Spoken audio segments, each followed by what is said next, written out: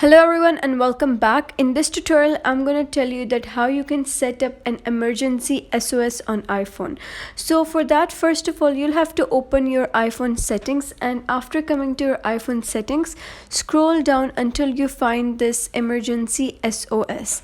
And after coming over here, so what is emergency SOS? Emergency SOS is that whenever you click on your phone or you set an emergency contact, and whenever you have a certain action on your phone will automatically contact to the emergency contact which has been selected over.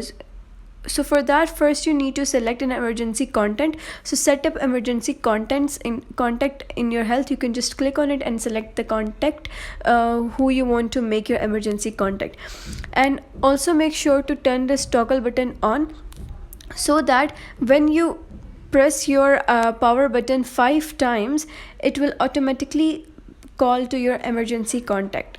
And you can also play a warning sound while emergency SOS is counting down to call emergency services. So that is how you can set up an emergency SOS on iPhone. If you like this tutorial, give it a thumbs up and don't forget to subscribe.